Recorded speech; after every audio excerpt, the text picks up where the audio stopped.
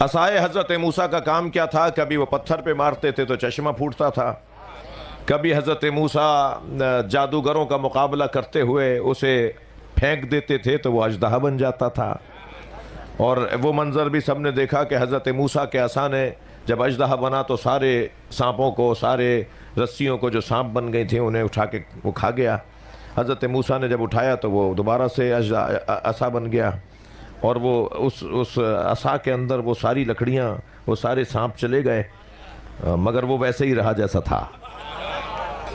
تو حضرت موسیٰ کے پاس وہ جو عصا ہے وہ کبھی لمبی ہو جاتی تھی، کبھی چھوٹی ہو جاتی تھی، وہ کبھی حضرت موسیٰ سے بات کرتی تھی، حضرت موسیٰ پوچھتے تھے تو وہ جواب دیتی تھی۔ میں ایک جگہ تقریر کر رہا تھا مولانا کہ مولا علی کی ذوالفقار مولا علی سے باتیں کرتی تھی، تو مجلس کے بعد ایک صاحب کہنے لگے مولانا کیا باتیں کر رہے تھے، لوہا بھی بولتا ہے کیا؟ میں نے کہا بھائی تمہارا قصور نہیں ہے جس معاشرے میں انسان کی بولی نہ سمجھتا ہو، وہاں تم کیسے سمجھو گے کہ ذوالفقار بولتی تھی؟ تو اگر عصائے موسیٰ بات کرتا تھا حضرت موسیٰ سے تو مولا علی کی ذوالفقار مولا علی سے باتیں کرتی تھی، یہ تمہیں کیوں ہضم نہیں ہو رہا؟ توجہ ہے نا؟ تو حضرت موسیٰ کا اس عصا کے بہت سارے کام، اور ان میں سے ایک کام یہ تھا کہ حضرت موسیٰ نے اسے دریائے نیل پر مارا، اور دریائے نیل پہ مارا تو نیل میں رستہ بن گیا، اور باقاعدہ رستہ بن گیا، اور حضرت موسیٰ اپنے تمام امتیوں کو نیل سے گزار کر لے جا رہے ہیں، اور ادھر فرعون کا لشکر پیچھے پیچھے آ رہا ہے، اور فرعون کا لشکر بھی اسی رستے پہ تھا۔ توجہ کر لی نا آپ نے؟ بھائی میرا مجمع اتنا سمجھدار ہو تو مجھے محنت کرنے کی ضرورت نہیں رہے گی، رستہ ایک ہی تھا، اس رستے پہ چلنے والے بچے بھی ڈوبے بھی، تو خبردار رستہ نہیں بچاتا، رہنما بچاتا ہے۔ بھائی کوئی غلط فہمی نہ ہو جائے تو یہیں ایک جملہ کہہ دوں، راستہ نہیں بچاتا، رہنما بچاتا ہے، ایسا رہنما مانو جو خود رستہ بھی ہو۔ بھائی آپ کی سماعتیں بہت عمدہ ہیں، اور مجھے یہ بات آمادہ کر رہی ہے کہ میں جلدی نہ کروں۔ جی حضرت موسیٰ کا لشکر، حضرت موسیٰ کے حواری، حضرت موسیٰ کی امتی دریائے نیل سے گزر رہے تھے۔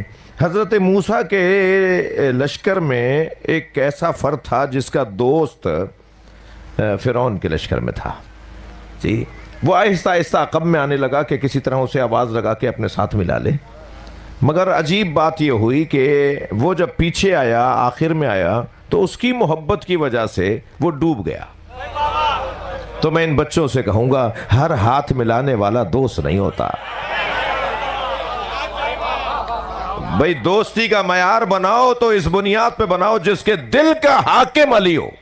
ہر ایک کو رازدار مت بنانا، ہر ایک کے ساتھ اپنا راز مت بتانا۔ جی ساتھ پڑھنے والے اور ہوتے ہیں، ساتھ سمجھنے والے اور ہوتے ہیں، تو وہ خود تو ڈوبتے ہیں، آپ کو بھی لے ڈوبیں گے، تو اپنے آپ کو بچائیے، ان لوگوں سے بچ کے رہیے جو خود ڈوبنے والے ہیں۔ مجھے لگتا ہے حضرت نوح کے بیٹے کی وجہ سے پہاڑ ڈوبا تھا۔ جی پہاڑ پہ چڑھ رہا ہے، حضرت نوح فرما رہے ہیں آؤ کشتی میں آ جاؤ، کہنے لگا مجھے پہاڑ بچا لے گا، اور جیسے جیسے پانی بڑھنے لگا تو یہ اوپر چڑھنے لگا، یا میں کہتا ہوں یہ اوپر چڑھ رہا تھا تو پانی بڑھ رہا تھا، یعنی ان کی وجہ سے پانی بڑھ رہا تھا یا پانی کی وجہ سے یہ چڑھ رہے تھے؟ جی میرا تو دل کہتا ہے ان کی وجہ سے پانی بڑھ رہا تھا، اور ایک مرتبہ یہ چڑھتے چلے گئے، پانی بڑھتا چلا گیا، اور پہاڑ کو تو ڈوبنا نہیں تھا، انہوں نے پہاڑ کو بھی ڈبو دیا۔ تو بہت سارے لوگ پہاڑ جیسوں کو ڈبو دیتے ہیں۔ بات بہت روشن ہے کہ یہاں حضرت موسیٰ نے آیات کے ساتھ، نشانیوں کے ساتھ اللہ کی طرف سے امت کی رہنمائی کی ہے۔ کیا ہے آیات کا، کیا ہے حضرت موسیٰ کو حکم؟ ان اخرج قومک من الظلمات الی النور، اپنی قوم کو ظلمتوں سے نکال کر نور کی طرف لے جاؤ۔ کام یہ ہے حضرت موسیٰ کا کہ اپنی قوم کو ظلمتوں سے نکال کر نور کی طرف لے جائیں۔ عجیب بات ہے قرآن مجید میں نور کی جمع نہیں آئی ہے،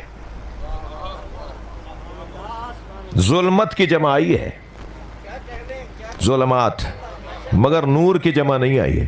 नूर तो भाई एक ही होता है, उसके आने से 85 जुल्मतें भागती हैं और उसके जाने से 85 जुल्मतें आ जाती हैं। फिरौन से जब हजरत मूसा ने अपनी उम्मत को निजात दिलवा दी तो वो दिन कहलाया यौमुल्लाह। निजात मूसा ने दिलवाई, दिन कहलाया अल्लाह का। क्यों नहीं कहलवाए भाई? भेजा हुआ किसका था भाई? जिस इदारे ने अफसर भेजा है कारकर्दगी उसी की शुमार होगी भाई। जिस इदारे ने अफसर लगाया था उस अफसर ने अगर अच्छा काम किया है तो यही कहा जाएगा ना उन्होंने अच्छा किया जिन्होंने भेजा था। यानी अगर सरबराह के नुमाइंदे के काम को और अच्छाइयों को सरबराह के खाते में डाला जाए तो बुराइयों को सरबराह के खाते में क्यों ना डाला जाए? ये क्या बात हुआ कि अच्छे अच्छे काम तो हमारे और बुराई अगर तुम्हारा नुमाइंदा करे तो हमारा नहीं था। भाई हम तो ढूंढ रहे हैं यजीद को बिठाया किसने था। यानी कामयाबी हजरत मूसा अलैहिस्सलाम की है और अल्लाह कह रहा है ये मेरा दिन है जिस दिन निजात मिली है। तो निजात तो हजरत मूसा ने दिलवाई थी, हजरत मूसा का हिसाब नहीं हो रहा क्योंकि भेजा हुआ अल्लाह की तरफ से। वो बस जिस दिन अल्लाह का नुमाइंदा कामयाब हो जाए, थोड़ा सा तवज्जो बढ़ाइएगा, जिस दिन अल्लाह का भेजा हुआ कामयाब हो जाए वो दिन अल्लाह का दिन है। अब हजरत मूसा ने जब उम्मत को निजात दिलाई वो यौमुल्लाह, हजरत नूह ने जब उम्मत को निजात दिलाई तो वो यौमुल्लाह, हजरत इब्राहीम ने जब उम्मत को निजात दिलाई तो यौमुल्लाह, सरकार दो जहां ने जब ऐलान नबूवत किया, हिजरत फरमाई, जंगों में फतह याब हुए तो वो यौमुल्लाह। ये सारे अय्यामुल्लाह हैं। इन सारे अय्यामुल्लाह में ज़क्किरहुम बिअय्यामिल्लाह ज़हन में रहे। आयत पढ़ी है मैंने आपके सामने, ए मूसा उनके सामने अल्लाह के दिनों को दोहराओ। अच्छा मेरा दिन और आपका दिन तो समझ में आता है, अल्लाह के दिन का क्या मतलब है? कैसा दिन गुजरा? फला दिन अच्छा नहीं गुजरा, फला दिन बड़े अच्छे गुजरे, ये तो हमारे लिए है। अल्लाह का दिन क्या? अल्लाह की कोई उम्र है माज़अल्लाह? अल्लाह कोई सिन्नो साल रखता है? अल्लाह पे कोई सूरज असर करता है? सूरज की गर्दिश से दिन बनता है ना, सूरज से ताल्लुक है ना दिल का, तभी तो दिन कहलाता है। तो मेरा और आपका दिन तो है। ये कुरान अल्लाह के दिन का क्या मतलब है? ये कुरान है ना, ये अल्लाह के दिन का क्या मतलब है? अल्लाह का दिन और एक दिन भी नहीं, अय्यामुल्लाह, जिस जिस दिन अल्लाह साबित हुआ, जिस जिस दिन अल्लाह की हाकिमियत साबित हुई वो यौमुल्लाह है।